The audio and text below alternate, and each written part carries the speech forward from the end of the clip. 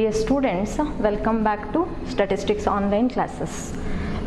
In the previous classes, you have completed two chapters, that is the vital statistics and the time series. Please go through it repeatedly and try to solve the problems yourself. In today's class, I am going to start a new chapter, that is a unit 5 of our syllabus, theoretical distributions. Now, to study these theoretical distributions, we need to study the concepts which we studied in first PUC, that is random variable and the probability theory. That is, theoretical distributions are derived for random variables and random variables are associated with the probability theory. So, let us have a recap of random variable concept. First, what is random variable?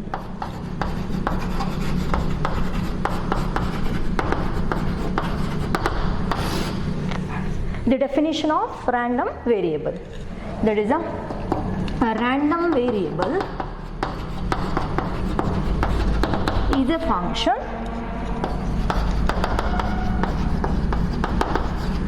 which assigns a real number to every sample point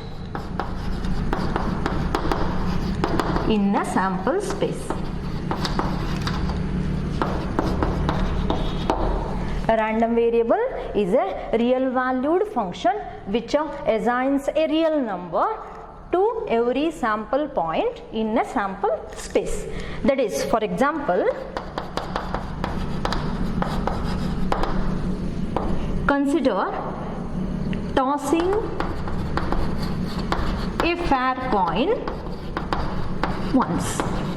So, when a fair coin is tossed once, then the random variable, we can define it as a number of heads obtained when a fair coin is tossed once. Number of heads obtained when a coin is tossed once. That is, when a coin is tossed once, you know the sample space is S is equal to H, T. Then here we must assign the real numbers to every sample point. Here you can observe there are two sample points or two outcomes in this sample space. Now I am going to have to assign some real numbers based on the statement what we have defined. Here the statement defined is a number of heads obtained. So if the coin shows head, then the number of heads obtained is 1. If the coin shows tail, then we can say the number of heads obtained is 0. Number of heads obtained is 0. Now, these are the two values here taken by the random variable x, the number of heads obtained. And we can write it like this. X takes two values, 0 and 1. What is x? X is a random variable. Next, how to write the probabilities here? That is P of x. The first one, the probability of a random variable x takes value 0. What is the probability? This is a half. How to find this? That is, probability of a random variable x takes value 0. It is nothing but, what is x is equal to 0? X is equal to 0 means getting 0 heads when a coin is tossed once, when a fair coin is tossed once. So probability of x is equal to 0 is nothing but probability of getting 0 heads when a coin is tossed once. What is the probability of getting 0 head? That is, the total number of outcomes are 1, 2. So, total number of outcomes to find the probability is 2. N is equal to 2. The number of favorable outcomes to the event getting 0 heads is only one outcome. That is, only when the coin shows a tail, I can say we can get a 0 head. So, the number of favorable outcomes is 1. So, the probability of x is equal to 0 equal to probability of getting 0 heads, which is equal to half. Why it is half? Because I mentioned here a fair coin is tossed. Right? Next, similarly, probability of a random variable x takes value 1. What is this? That is probability of x is equal to 1 means x, the number of heads, which is equal to 1. So the event is getting one head. What is the probability of getting one head when a coin is tossed once? Look at the sample space. Here the total number of outcomes 2, and the number of favorable outcomes to the event getting one head. Only one outcome is favorable, so the number of outcomes, favorable outcomes, is 1 by 2. So here the probability of x equal to 0 is a half. Similarly, probability of x equal to 1 is a half, and sum of the probabilities is always equal to 1. So we must write here total half plus half 1. Now this distribution is called as a probability distribution of a random variable x. Here there are two rows. The first row represents a random variable, and second row p of x, it represents the probabilities, and this table is called as probability distribution of a random variable x. So what is the probability distribution of a random variable x? The systematic presentation of the values taken by the random variable and the respective probabilities is called as probability distribution of a random variable x. And what is the range of the random variable x here? In this problem, the range of the random variable is 0, 1. Yes, what is the range of the random variable here? What do you mean by that range of random variable? That is the set of values taken by the random variable is called as range of random variable. Here random variable takes two values 0 and 1. Therefore the range of random variable is 0, 1. So this is one of the example for random variable. In this example, the random variable is nothing but number of heads obtained when a fair coin is tossed once. Similarly, we can define any number of random variables. Next, there are two types of random variables.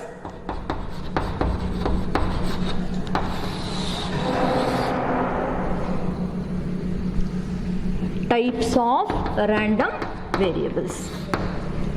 First one, discrete random variable, and second one,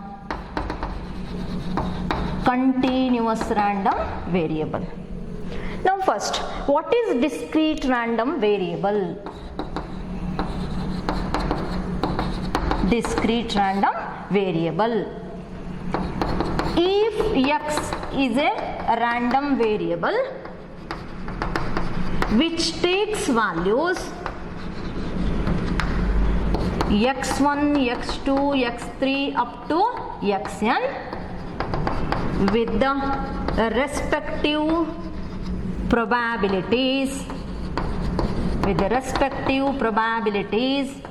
p1, p2, p3 up to pn. Then here the random variable x is called as discrete random variable. Once again I am going to repeat this. The definition of discrete random variable is if x is a random variable which takes values x1, x2, x3 up to xn with the respective probabilities p1, p2, p3 up to pn, then here x is called as discrete random variable. Now the example what I have given earlier, this is an example for discrete random variable, because we can observe here x takes only some specified values 0 and 1. It never takes, you may continue this experiment many times, but it never takes 0.5 heads, 1.5 heads and like that. Always the outcomes are either 0 or 1. So we can say here the random variable takes only some specified values. So this is an example for discrete random variable. And remember, always random variables are represented by capital letters x, y, z, etc. And the values taken by the random variables are represented by small letters x1, x2, x3, etc. or maybe x, y, z. So here in this example, x is a random variable. It takes two values 0 and 1. I can represent it the first value as x1, second one x2 and so on. Similarly, the respective probabilities, the first probability, it can be written by the notation P1 and the second one P2. So in general, the probability distribution, here we can write it as a random variable x. It takes values x1, x2, x3 up to xn. Similarly, the random variable y, the respective probabilities are P of x. So when x takes value x1, the respective probability is P1, next probability P2 and so on. Now this is the general form of probability distribution. Always the sum of the probabilities must be equal to 1. So by looking at probability distribution, you can define discrete random variable. If x is a random variable which takes values x1, x2, x3 up to xn with the respective probabilities p1, p2 up to pn, it is called as a discrete random variable. Similarly, we can give some other examples.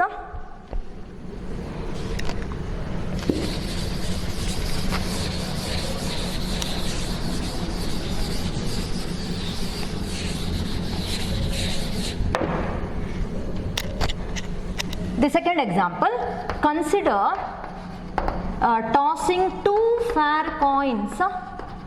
Consider tossing two fair coins once. Now imagine you have two coins in your hand. You have to throw it simultaneously. At a time, throw both the coins. Then, what are the number of heads you are going to expect? That is, everything is imagination. In probability theory, we have to imagine the experiments. So here, imagine we are going to throw two coins. Then, how many heads we may expect? Either both coins may show head. At that time, we can say we got experiment results with the two heads. Suppose one coin shows head and another coin shows tail, then we can say the experiment results with the one head.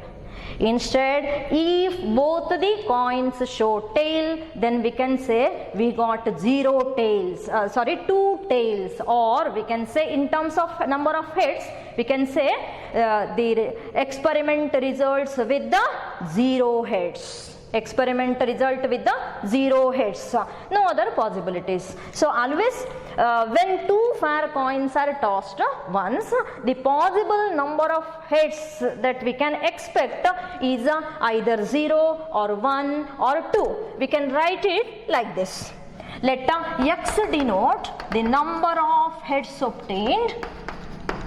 Number of heads obtained when two fair coins are tossed once. When two fair coins are tossed once, then x takes values 0, 1 and 2. It takes only 3 values. Next, what are the respective probabilities? P of x, the probabilities. The first one, probability of x takes value 0. So probability of x takes value 0. That is nothing but probability of getting 0 heads. Getting 0 heads. If you can't write this immediately, just go for sample space. Here the sample space is HH, HT, TH and TT. When two fair coins are tossed once, these are the different combinations of possible outcomes. Next, here probability of x is equal to 0 is probability of getting 0 heads. Probability of getting 0 heads. How many outcomes are favorable to this event? Getting 0 heads. So look at this outcome. Here there is no head at all. So we can say in this case, we can say there are 0 heads. Similarly, in the first case, HH, it results with the 2 heads. In the case of HT, we can say here there are there is a one head. The next here also there is a one head. So already we have seen the number of heads may be either 0 or 1 or 2. Next, probability of getting 0 head means how many outcomes are favorable? Only one outcome is favorable. So the probability is 1 divided by the total number of outcomes in this sample space are 4. So 1 by 4. That is probability of x takes value 0 is 1 by 4. Similarly, probability of x takes value 1, which is equal to probability of getting one head. What is the probability of getting one head? Total number of favorable outcomes 2. Next, total number of outcomes, that is 4. So the number of favorable outcomes divided by total outcomes, that is 2 by 4. Similarly, probability of x takes value 2, that is the probability of getting 2 heads. How many outcomes are favorable now? 1 outcome divided by total number of outcomes 1 by 4. So here this is called as the probability distribution of a random variable number of heads obtained when 2 fair coins are tossed once. Now just to check the total probability, it must be always equal to 1. So 1 by 4 plus 2 by 4 plus 1 by 4, you will be getting 1. Now this is called as probability distribution. Now once again here the random variable number of heads obtained when 2 fair coins are tossed once is an example for discrete random variable. Then one more example, that is consider rolling a fair die once. Then let x denote the number obtained when a fair die is rolled once. Number obtained when a fair die is rolled once. That is, imagine you have a die, roll it. How many numbers you can expect? That is, the die may show either a number 1 or a face with the number 2, a face with the number 3 and so on till a face with the number 6. So here the possible values that a random variable x takes is x 1, 2, 3, 4, 5, 6. That is, if a die shows a number, a face with the number 1, assign a value 1 itself, because we defined the variable like that, number obtained when a die is rolled once. If a die shows a face with the number 4, then assign a number 4 to the random variable x. So possibly we can assign 6 numbers 1, 2, 3, 4, 5, 6, and the respective probabilities we can write as probability of x takes value 1, which is equal to probability of a die shows a face with the number 1. What is the probability of a die shows a face with the number 1? That we know it is a 1 by 6, because there is only one face which has number 1 and the total number of faces in a die are 6. So the probability of x takes value 1 is 1 by 6. Similarly, probability of x takes value 2, that is probability of a die shows a face with the number 2, that is also 1 by 6. There is only a single face which has a number 2. Similarly, the remaining values. Here the probabilities of all the values taken by the random variable x is 1 by 6 each. We can observe here also the sum of the probabilities is equal to 1. The sum of the probabilities is equal to 1. This is also an example for discrete random variable, number obtained when a fair die is rolled once. It is also an example for discrete random variable. So 3 examples I have given for discrete random variable.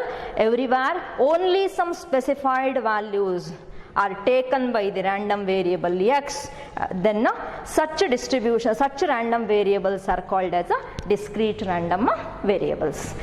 Next, here once again in each distribution, here x takes values 1, 2, 3, 4, 5, 6. Actually these are represented by x1, x2, x3, x4, x5, x6. So in each distribution, the values taken by the random variable are represented by the small letters x1, x2, x3 up to xn. And in this problem, what is the range of a random variable? The range of the random variable corresponding to this variate is nothing but 1, 2, 3, 4, 5, 6. We can write like this, the range of a random variable.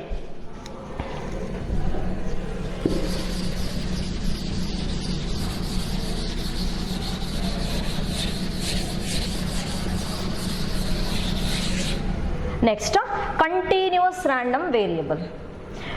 What is continuous random variable? A random variable which assumes all the possible values in the given range, or which takes all the possible values in the given range, is called as a continuous random variable. For example, the marks of a group of students.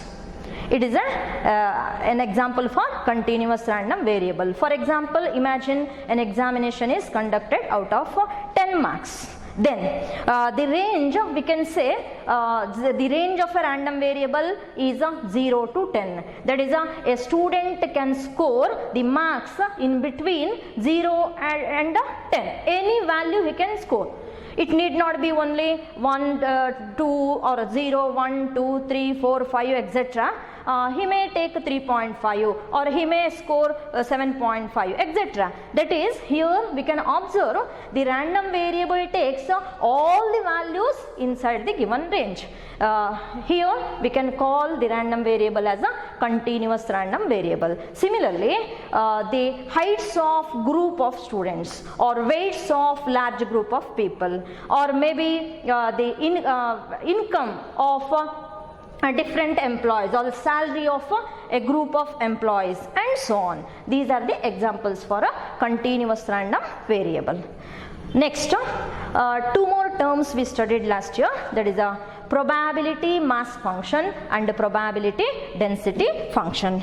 Now the probability function in general may be of two types. The first one is a probability mass function. Probability mass function. In short, we can write it as probability mass function, PMF. And the another type of probability function is a probability density function. Probability density function, which is denoted as PDF. Now one is a PMF, another one is a PDF. Here the probability function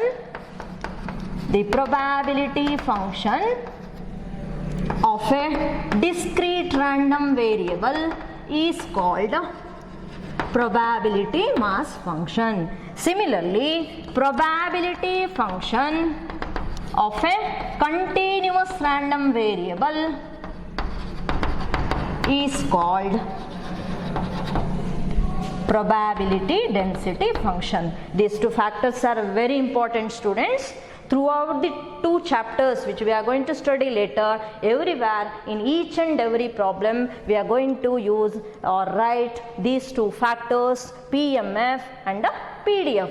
So remember always, if you are dealing with the discrete random variable, immediately you must think of the factor probability mass function. Similarly, if you are dealing with the continuous random variable, immediately you must think of probability density function. So discrete means mass function, continuous means density function. Okay, now these are all some factors which we studied last year, but I think you may forgotten everything. That is why I recalled almost all the definitions which we want to use this year. Next, let us move to the topic theoretical distributions. Now before starting, let us recall once again what is frequency distribution, which you studied in lower classes. The frequency distribution is nothing but it is the systematic presentation of the values taken by the variable and the respective frequencies. That is, in a frequency distribution, usually you are going to observe two columns. One is variable, another one is a frequency. You solved many problems on this, right? Now, under theoretical distributions, we are going to study two different categories of frequency distributions. That is, frequency distributions are mainly categorized under two heads. One is observed frequency distribution. One is a observed frequency distribution, and the second one is theoretical frequency distribution. Theoretical frequency distribution or expected frequency distribution. Or expected frequency distribution. Now both these are one and the same. You may use theoretical frequency distribution term, or even we can use expected frequency distribution. Both gives the same meaning. But now let us say what is observed frequency distribution and theoretical frequency distribution. Just observe these two words in this concepts. Now, a frequency distribution which is based on actual observations or experimentation is called as a observed frequency distribution. So, the distribution based on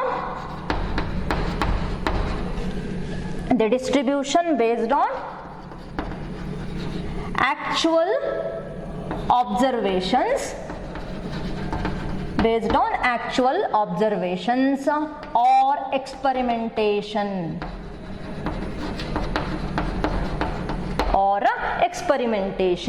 such those are called as observed frequency distributions. Then what is theoretical frequency distribution?